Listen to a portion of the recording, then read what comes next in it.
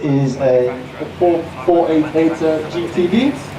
488 GTV, so this is the latest model, so jolly good. Well, thanks very much indeed, thank you. And before we go any further, Keith, let me again ask the people who are wandering down the Spine Road, please leave it, because we're expecting Lamborghinis by the second. The Land Rovers are going to get out of their parking spot opposite our 1988 now. In age order, they're going to do a complete lap of the ground. They're going to sputter out on the Spine Road now. They're going to do a complete lap. So the car coming down now is one of the latest Aventadors, the LP750-4. Limited production, 500 coupes, 500 roadsters. Top speed is 217 miles an hour, 750 brake horsepower. Thank you, Ernie. And it's just a spectacular car. The thing is that the advanced four-wheel drive system, courtesy of Audi, really makes this car feel very, very short in its wheelbase. And 0 to 60 in about 2.8 seconds with a launch control. And this is a lovely Grigio Giallo yellow in colour. So it's a 3-stage pearlescent. It's about a £7,500 extra paint job when you ask to spec your car up. Thank you, Ernie. Nice one.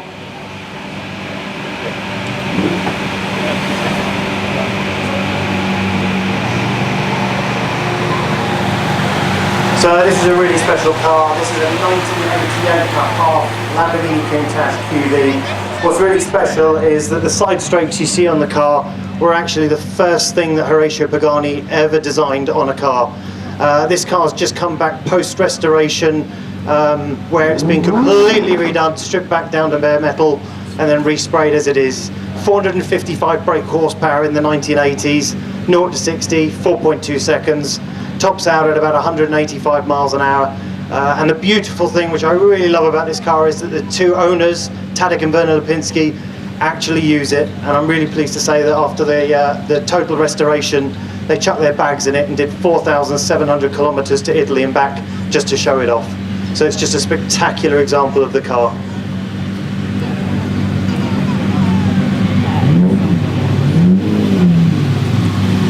So here we have a 2005 model Murcielago 6.2 litre V12, which is exactly the same engine in the Countach. It's just this is fuel injected and extended and a lot more power. 571 brake horsepower. This was the first car that Audi really got their hands on with Lamborghini, so it's got all the craziness of Lamborghini with all the reliability of Audi. Top speed is 209 miles an hour, 0 to 60 is about 3.2 seconds. Again, first proper sorted four-wheel drive Lamborghini model. This colour is a Rancio Atlas, which is a 3-stage pearlescent orange. Again, a special order colour from Lamborghini when you bought the car.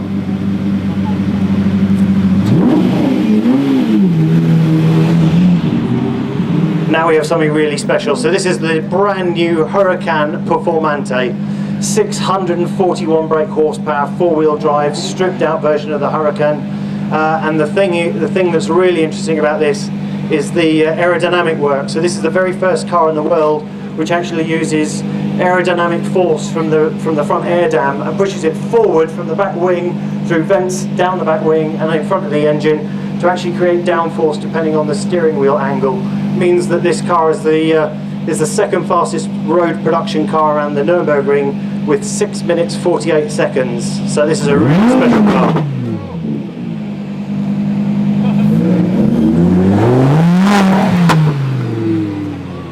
Now we have the very latest Aventador. This is an Aventador S. My wife's in the passenger seat, so behave yourself, Lucy. So this is the LP740. So it's 740 brake horsepower, four-wheel drive. It's unique now in that Lamborghini are now starting to do what's called rear wheel steering on the car. So below 80 miles an hour, the rear wheels will actually turn in opposite directions to the front wheels, which reduces the effective wheelbase of the car by about 1.5 foot, which means this car will really go around mountain roads, mountain corners like anything. 0 to 60 on this is about 2.6 seconds with launch control. Top speed is about 217 miles an hour. And it's lovely, and I know that because I've just driven it back from Italy, this particular one, and I had a great time. So thank you very much, and I enjoyed the trip. Thank you.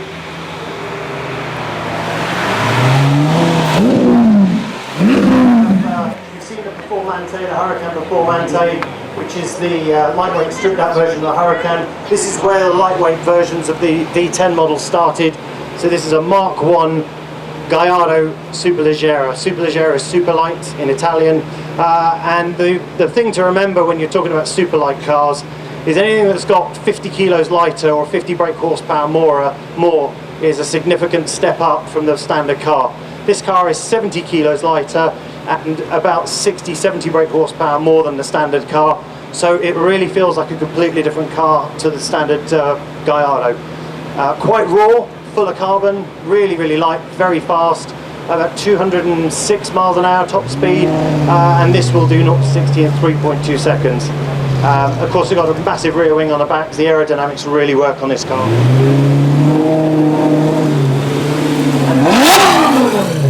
And finally, we have what looks to be a 2007-2008 Lamborghini Gallardo Spider. Beautiful car, this. One of the first true open-top Lamborghinis that actually has a retractable soft top that you can use. 5-litre V10, really nice. This car was designed and developed in association with the R8. So this was a Lamborghini that actually worked, didn't break down. You could drive all day long, and it's reliable as an Audi. However, once Lamborghini got it, they put all the craziness back in, so it drives crazy. It's just a ridiculous car. Really lovely example as well. Thank you very much. Wow, what a remarkable display. Thank you very much for that, young man. And you mean you do that for a living? You work with those cars all the time? Yeah, I do. I'm very privileged. I get to do thousands of miles. I do filming. I do Top Gear. I did the Batman movie sequence with Christian Bale for the 2 Batman films. So yeah, it's beats working for a living. We'll put a white helmet on you and call you the Stig next year. Right, thank you for that, ladies and gentlemen. We're now going to have a short break from the tours because the next one is we're going to have a display of, if you like, a Land Rover Heritage display at about 11:30. But Peter Card is going to take us a 20-yard walk away from the unit towards the first of the marquees there, where I'm promised the Benetton will be firing up, the Formula 1 Benetton will be firing up in just a minute, and there are 1 or 2 even older cars. So if you want to stand around and watch the Formula 1 cars that are admittedly 20 odd years old, things are about to happen.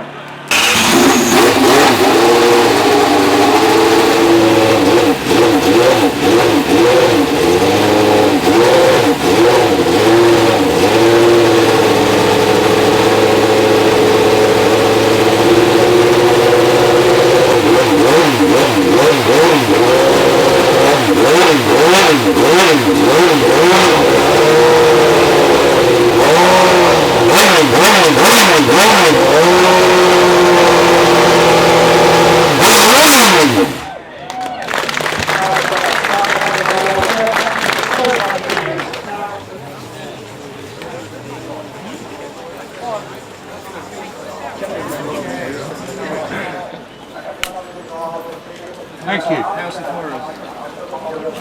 Thank you. Thank you.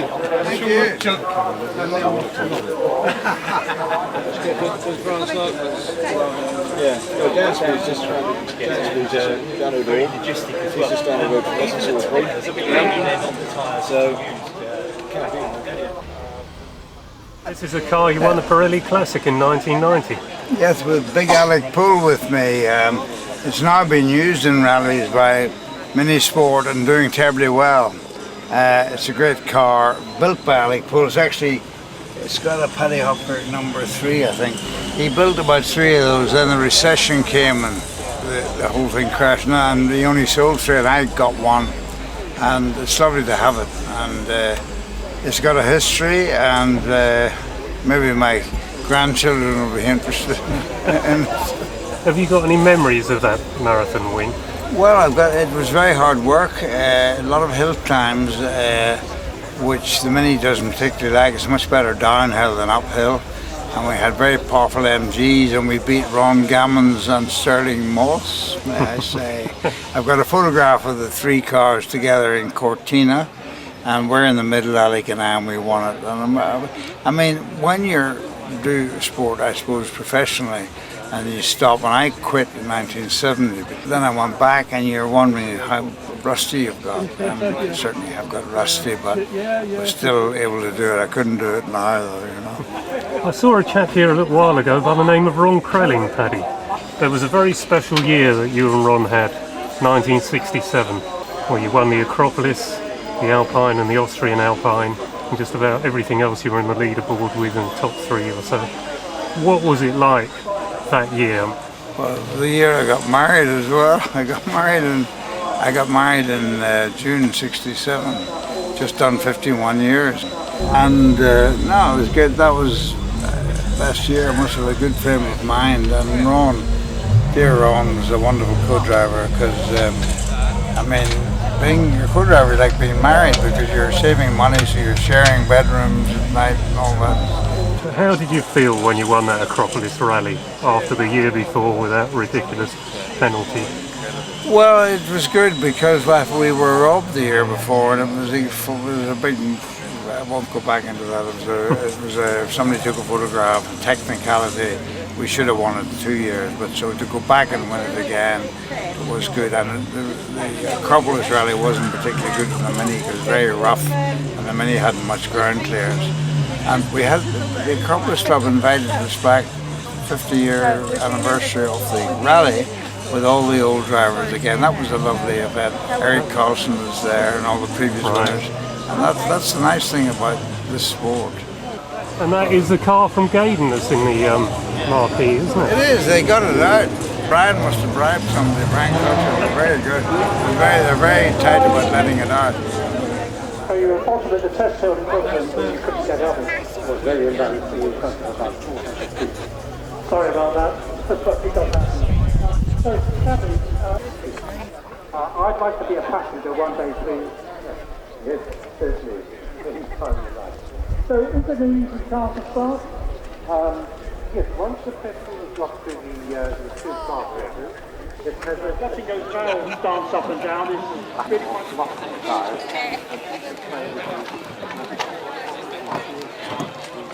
Basically a 4-litre straight 6, and it's been in the car for 28 years now. The paintwork's 27 years old. Did you have it restored yourself? Or was I restored most of it myself. It took me nearly 6 years, so I had it 30 years. So it was a complete wreck when I bought it, a complete wreck. It'd been raced and smashed. Even down to there were 3 seals, 2 on the near side, and they just bent a piece of aluminium over it. It was hand painted the car, and when I got it, and it had been completely wrecked. And the windows were being held up by bits of wood, but it all rotted away inside. And so, yep, that's life. But there's only 44 ever made, so. Which model is it? It's a DB4 Vantage, special series they call it, Vantage. Superleggera, is it? Superleggera. Superleggera. It's Italian for super lightweight. Right. And so yeah, it was. I'd always wanted one when they were new, and I was able to buy one. So I didn't think I ever would because it's only 44 made, and there's only about 5 in the country, and 2 of those are in boxes. And how does it drive? I call her Jezebel, and it's an adrenaline rush with a straight through exhaust. It's an adrenaline rush. Even 30 years later, never got tired of it. I still love it.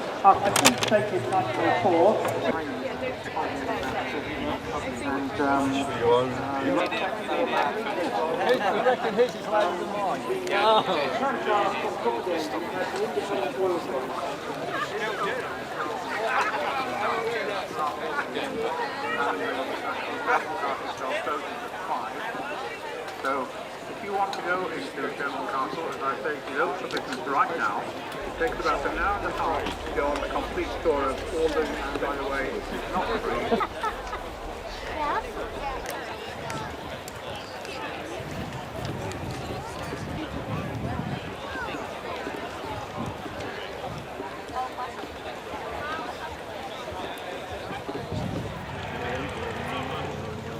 It's a Triumph Dolomite Sprint.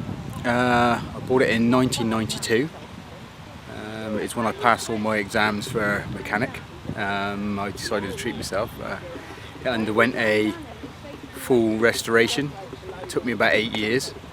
So it was finished in 2000.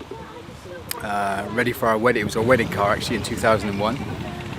And it's been lovingly cared for ever since, really.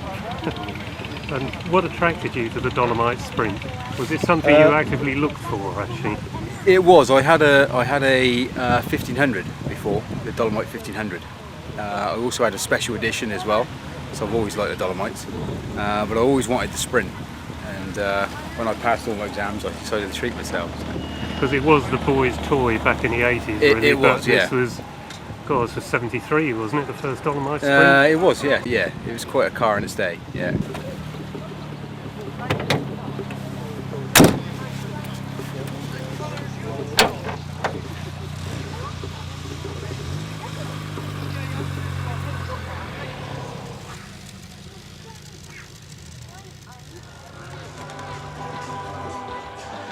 Well, I'm here with the Dorset section of the TR Register, and we meet once a month, and we're a very sociable group. Somebody said it's more a socialising group than a car club, but we go all over the place with our cars. We've been to Scotland, Italy, France, Belgium, Luxembourg, Germany, so we really do use our cars, and we very rarely have a breakdown, one or two sometimes, but you know, most of the time everybody goes out and everybody gets home. It's great. And tell us what model of Triumph this is. Well, it's a TR7. It was born in 1980. Its original colour was gold.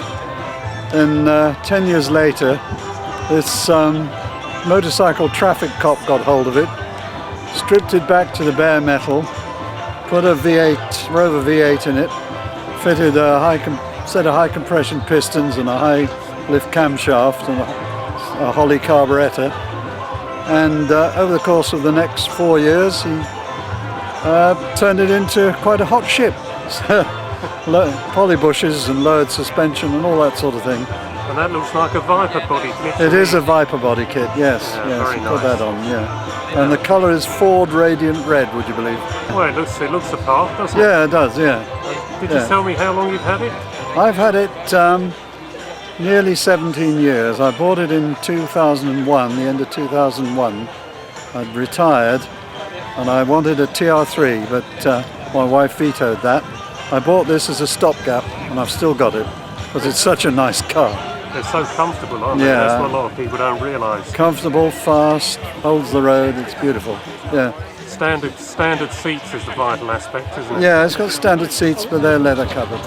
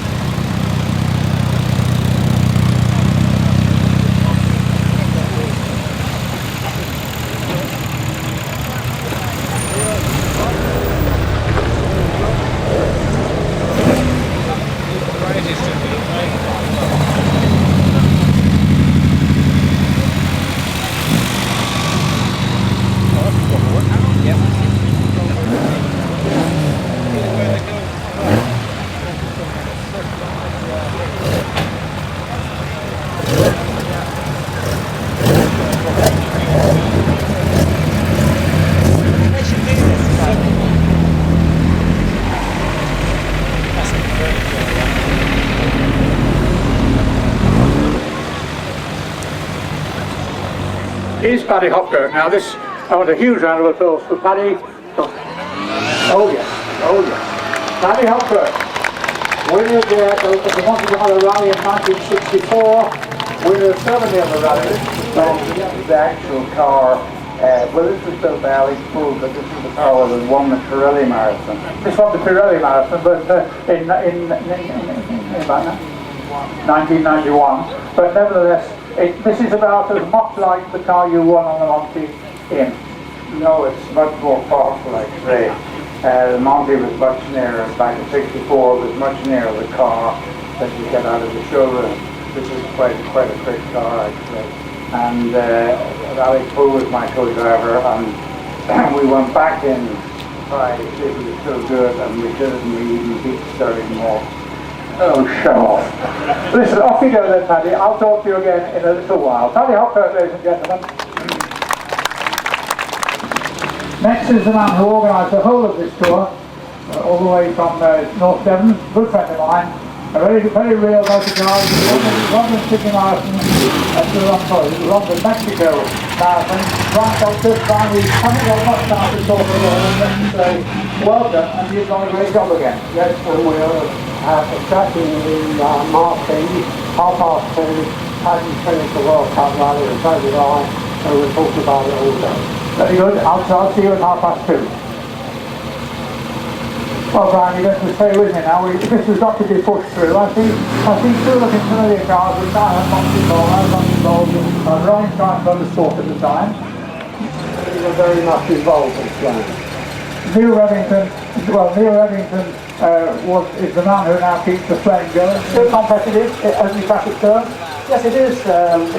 It's nice that with a little bit of modern influence, it's fine, but it was always quick. You go, we'll look at the next one, Brian. Brian was in that particular car, I can't remember. 4V3. It was in 4V3. 3V3 used to be John Springfield's and Dick Elton's car, but often it's real Remington and me as well. So this is a car that's been around. But both the dual cars now are, well, only 50 years old now, aren't they? Same preparation as me, compared to both cars. Jolly good.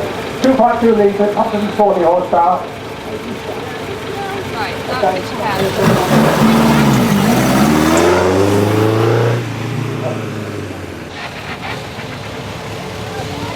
Good afternoon, Sam and Juliet. This is a car that I did the 1969 Tour de France in and finished fifth. It was red and white like the world cars in those days. I've asked Juliet why hasn't she painted it red, but she said she had it on the map. So they've come all the way from Luxembourg to be here today, so I think they deserve a round of applause. Thank you very much.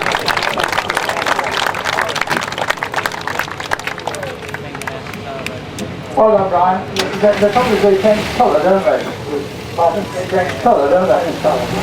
So next one, a similar car. This is a 1275 cc. A very typical exterior. Keep it rolling. Now, keep going. A 247 going back. This is a replica of the size of the yes. Come on, keep going, keep going.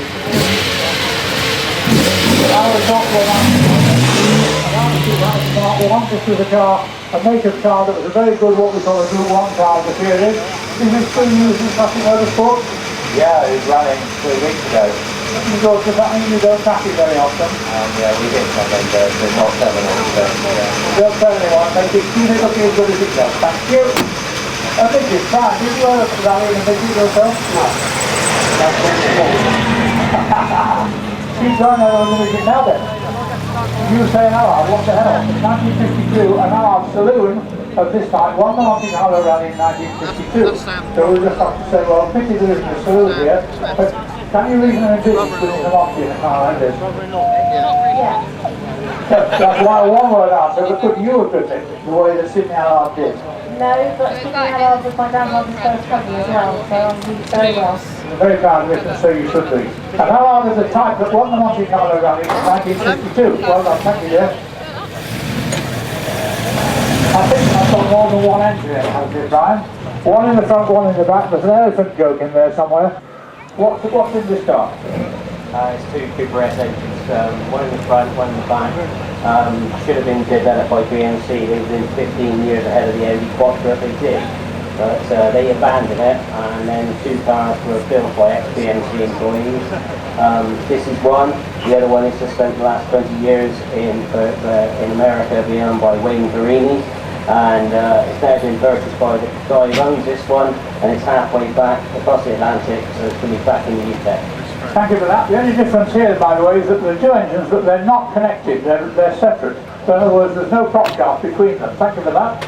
Well now, we've all seen Escorts with Castrol marks like that, haven't we, guys?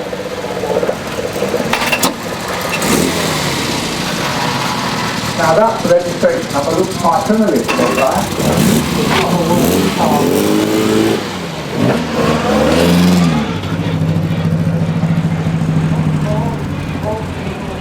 One car more. I'm tempted to say that's Ferrari GTO, but I know it isn't, because I've seen the exhibition. It says Paddy replica. So let me just ask straight away. It looks gorgeous. You've admitted it to being a replica, so what's hidden away? I'm not the right man to ask. It's not my car. No, he's driving a 250 GTO replica. He said I don't know anything about it. Well, no, the keeps running it. I've always wanted to drive one, so there I am. Oh boy. I wish I had a car like that. Off you go. Right. Now this is, again, this is the car we saw second round. This is the car at the time it was Brian Culcheth, bless you. Don't know far. Brian Culcheth was second overall in the London to Mexico World Cup Rally in 1970, only beaten by gentlemen who may have heard of, all handles each other. How on earth did you manage to sit in a car like this and go flat out for 6 weeks? It was difficult. You did say to me once that there was one particular stage, one special stage, that was how long in hours? From Cusco in Lima, 560 miles, took us 12 hours, 29 minutes. And at the end I'm told you weren't very well. No, I had to be carried out in the car. But he's still with us, and delighted. Brian Culcheth, who organised this rally car show, yes, go ahead again. The marquee for chat with Paddy and Right, so I'm going to be talking to Paddy and Brian again in about 15 minutes in the marquee up there where we have the rally car to start with. Thank you very much, Brian. Ladies and gentlemen, the rally car display.